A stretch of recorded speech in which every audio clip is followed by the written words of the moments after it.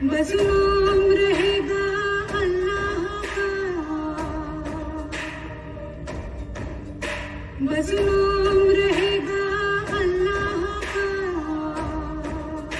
जो गायब भी है हाजिर भी, जो मंजर भी है नाजिर भी, उठेगा अनल हक का नारा।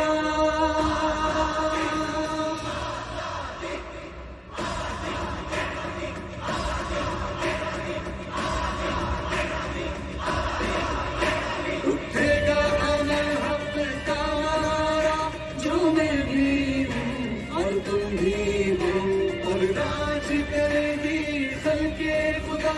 जो मैं भी हूँ और तुम भी हो, हम देखेंगे,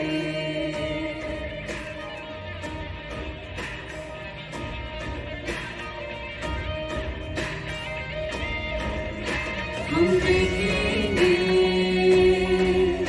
हम देखेंगे, हम देखेंगे।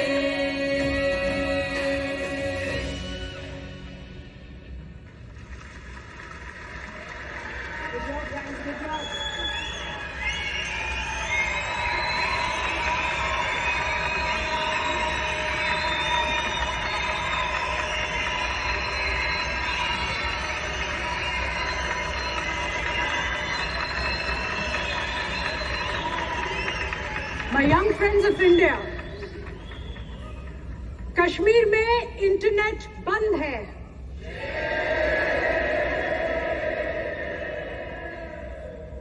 बच्चों को जेल में डाला जा रहा है। Kashmir is under attack.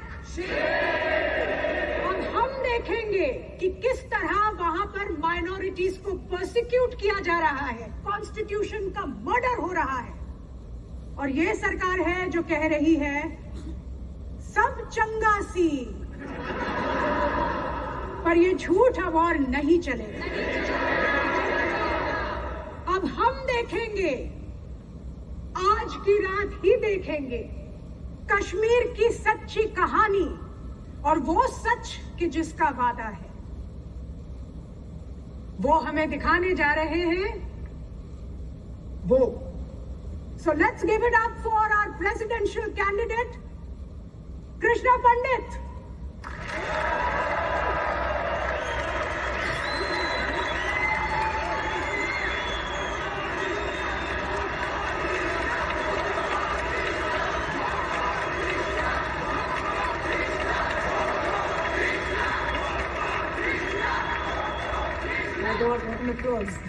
Krishna, अब पूरी दुनिया को इंतजार है कि क्या है कश्मीर का सच। And now the stage is all yours.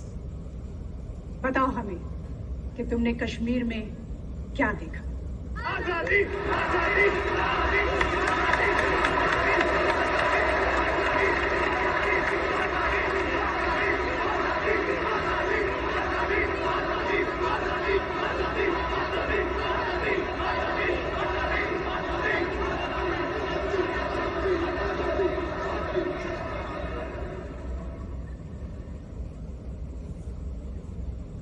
मैंने देखा एक खुला आसमान।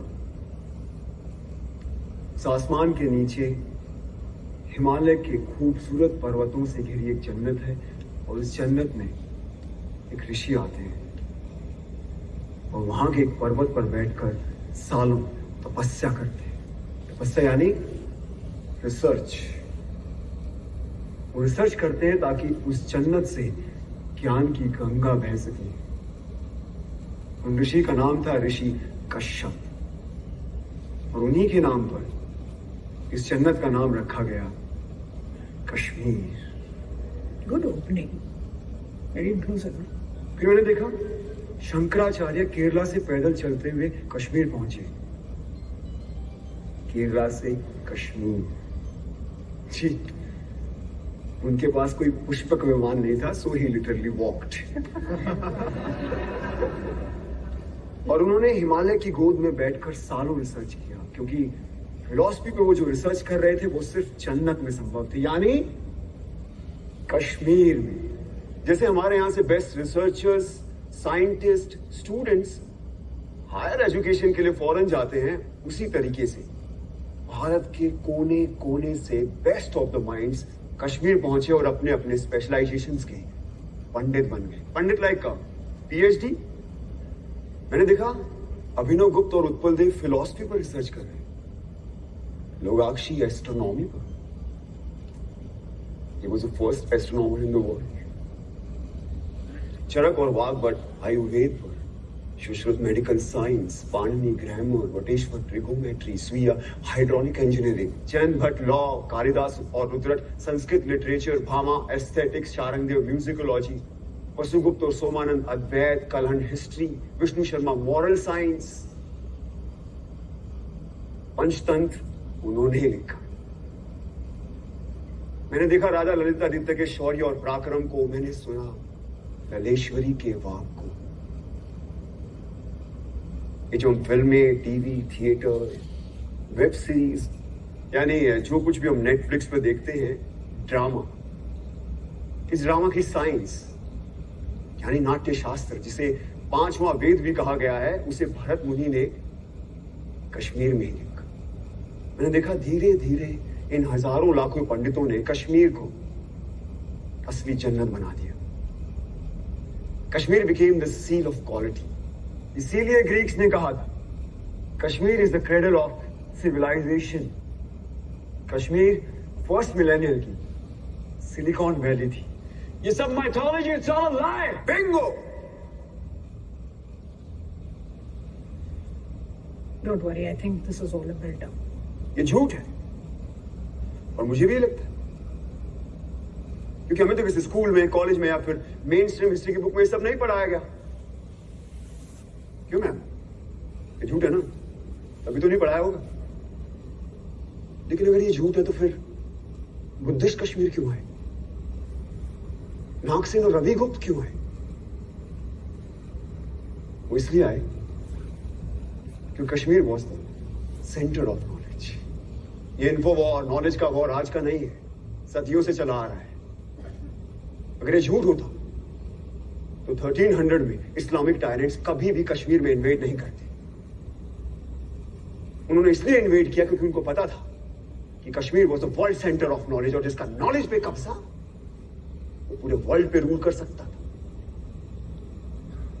लेकिन एक प्रॉब्लम था, अब जमीन पे कब्जा कर सकते हो, लेकिन ऐसे इवॉल्व पंडितों की, आई मीन स्कॉलर्स के फ्री माइंड पे कैसे कब्जा करोगे? तो फिर शुरू हुआ एक नया सिलसिला। तलवारों और बंदूकों के जोर पर इन पंडितों को कन्वर्ट करने के लिए भेजे गए इन टायरेंट्स के सोल्जर्स, जो उन्हें जबरदस्ती कन्वर्ट करने लगे, और जो नहीं मानता था उन्हें पैर के तले रौंद दिया जाता था। और ये लोग वो थे जो खुद परसिक्यूट होकर कश्मीर आए थे और कश्मीरियों ने इन्हें पनाह दी थी। What kind of rubbish is this? ये रबिश नहीं, बल्कि एग्जैक्ट डिस्क्रिप्शन है शमसुद्दीन मोहम्मद इराकी की बायोग्राफी तोहफतुल अहबाब में। जानते हो इराकी कौन था? हाँ? नहीं? इंडिया की टॉप मोस्ट यूनिवर्सिटी में पढ़ रहे हो, लेकिन इराकी के बारे में नहीं पता। कैसे पता होगा? किसी ने पढ़ा है? हम सब हिटलर के बारे में जरूर जानते हैं। इराकी हिटलर से कई हजार गुना का एक इस्लामिक टायरेंट था, जिसका मकसद था सिर्फ और सिर्फ काफिरों के मंदिरों और बुतों को नष्ट करना, उनके ट्रेडिशन, रिचुअल्स को नष्टे नाबूद कर देना, पंडितों की इनोवेशंस को खत्म कर देना। मुझे अभी भी किसी ने बोला, मान लो नाजीज हर रोज 1000 जूस को मारते, तो मैंने तो नहीं सुना कभी कश्मीर में ऐसा कुछ हुआ हो। तो अब सुनो, इराकी और उसके पीएम मूसा रैना के कहने पर हर रोज 1500 से लेकर 2000 काफिरों को पकड़ कर लाया जाता, उनके जनेऊ काटे जाते, उनसे कलमा पढ़वाया जाता, उनका खतना यानी सर्कमस्टेशन कराया जाता, और उनके मुंह में जबरदस्ती बीफ डाला जाता। और ये काम करते थे उनके सैनिक, जिन्हें हम सूफी और दरवेश के नाम से जानते हैं। हिटलर ने कॉन्सेंट्रेशन कैंप्स का इस्तेमाल किया और इराकी ने कहरान और जबरान का, यानी फोर्स एंड कंपल्शन। इसका डिस्क्रिप्शन किसने किया? खुद इराकी के बेटे ने। And if you want the original manuscript, it is available in research and publication department of Jammu and Kashmir state under extraction number 551. Must read.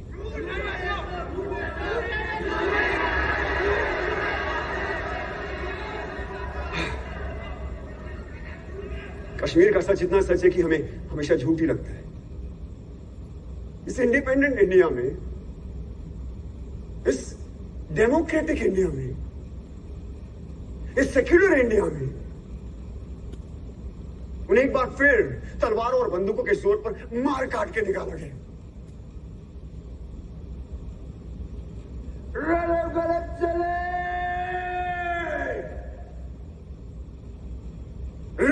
गलत चले।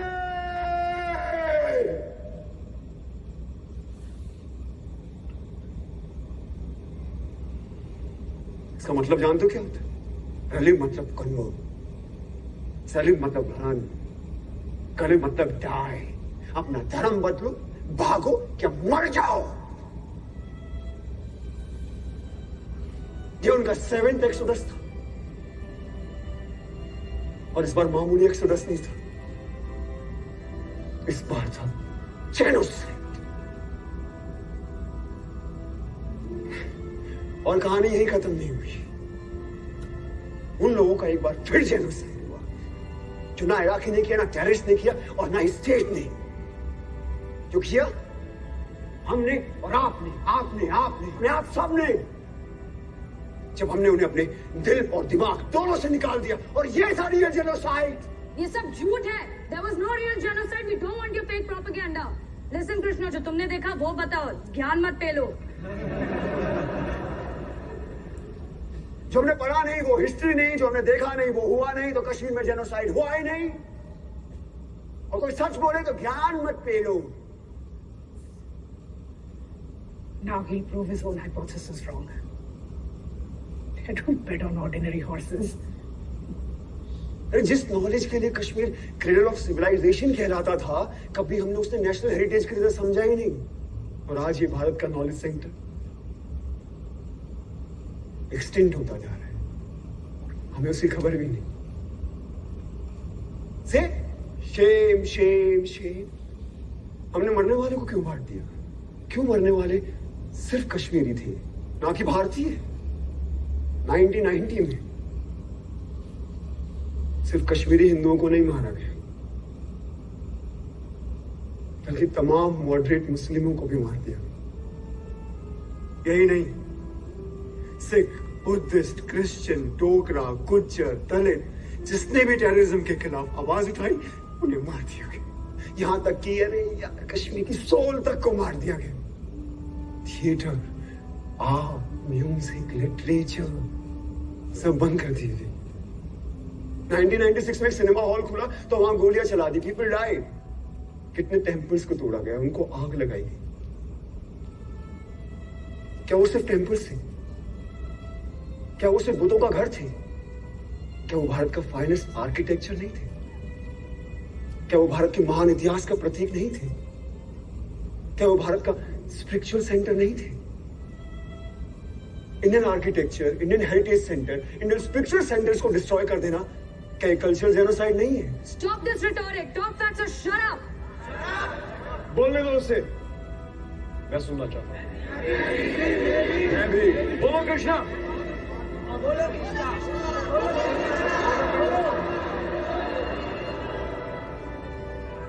बिट्टा ने ओपनली टीवी इंटरव्यू में एक्सेप्ट किया कि उसने 20 मासूम लोगों को मार डाला।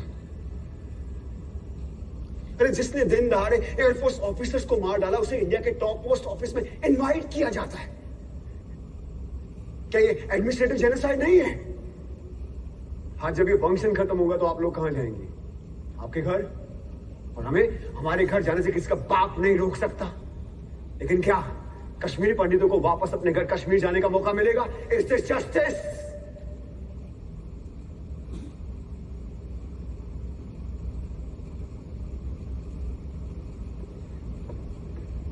मैं तो एक स्टूडेंट हूं, सो कॉल्ड भारत का यूथ, द फ्यूचर।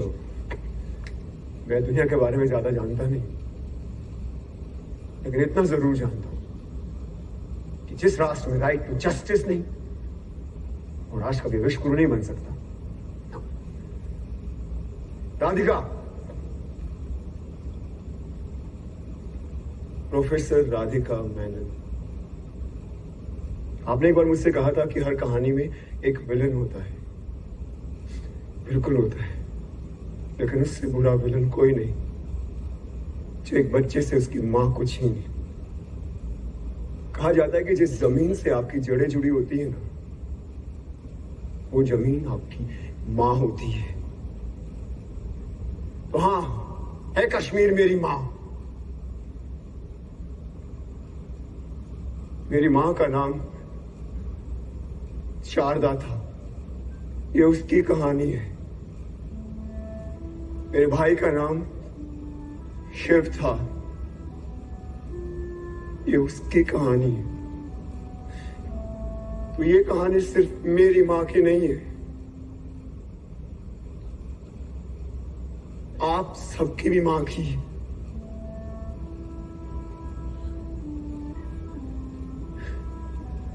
तो आइए अब हम वो देखते हैं जो मैंने आज से पहले कभी नहीं देखा।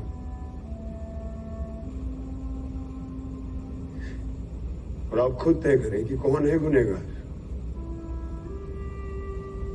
किसे मिलनी चाहिए सजा। और अंत में अपने दिल पर हाथ रखकर तय करें कि आप कैसे करेंगे इसका प्रायश्चित, और क्या है आपका ह्यूमैनिज्म।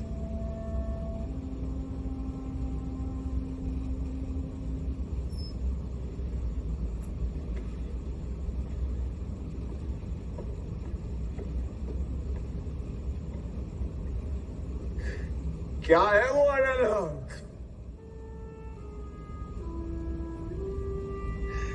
क्या है वो लोहे अजल?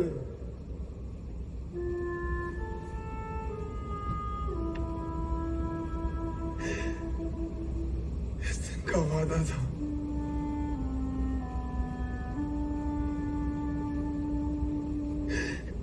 हम सब देखेंगे।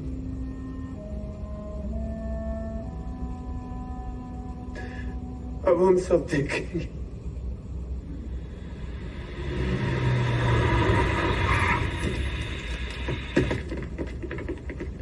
इंडियन आर्मी, जी जनाब। हमें एक खबर मिली है कि पंडितों पर आतंकवादियों का हमला होने वाला है।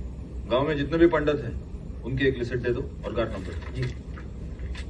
अब आप ध्यान से सुनिए, आप सब लोग गांव के बाहर जाएं। जी जनाब। अब ये थाना हमारे अंडर है, सारे हथियार उठाना। सारे पंडित अपने अपने घरों से बाहर आए। हम इंडियन आर्मी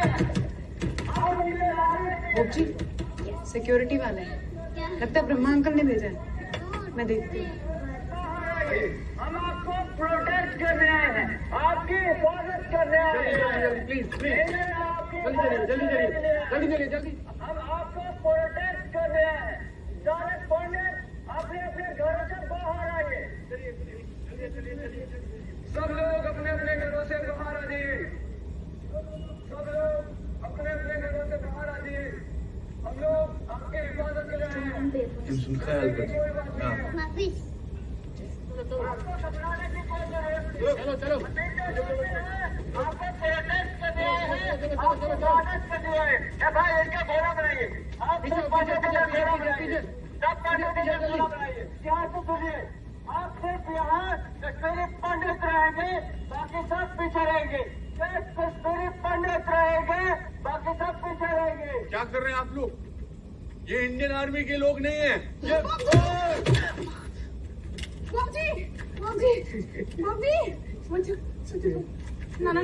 ना मुझे चलो।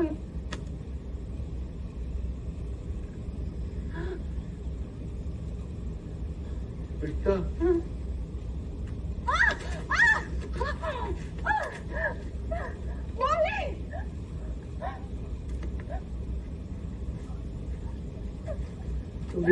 क्या आज यहाँ जो भी होगा, उसकी दास्तान दुनिया को बताने वाला भी तो कोई होना चाहिए।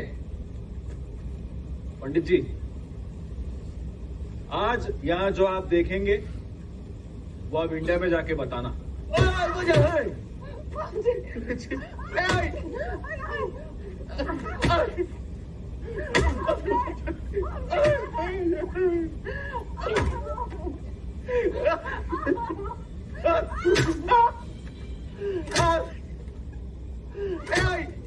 साले पट्टे।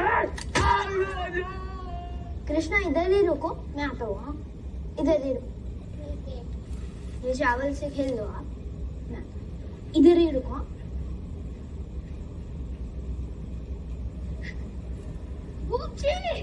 शिवा नीर झाली, शिवा झाली येते, शिवा शिवा नीर झाली, मम्मी शिवा नीर झाली येते, शिवा शिवा नीर झाली येते, चल चाल येते, चल चल चल शिवा शिवा मम्मी मम्मी। उस दिन तेरे शौहर के खून से भीगे हुए तोमल खिलाए थे तुझे, आज बेटे के खिलाओ। माँ पत्नी पत्नी दोधिये मास, ये कह कौर्थम दिल जिगरस। माँ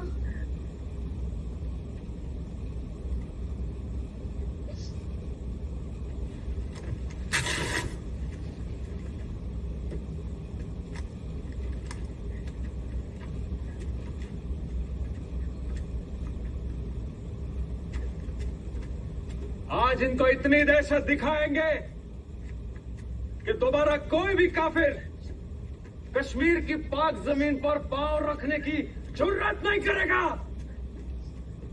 मौलवी साहब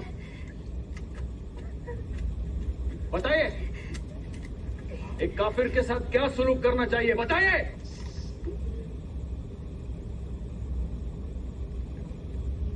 थू।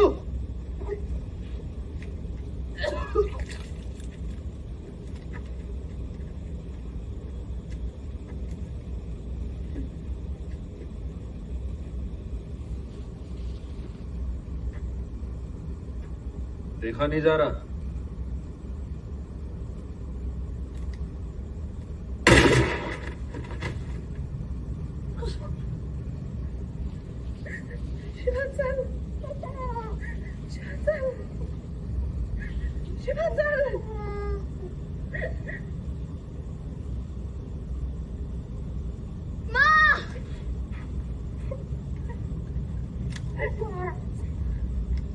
अब वो देखो जो कभी देखा नहीं है।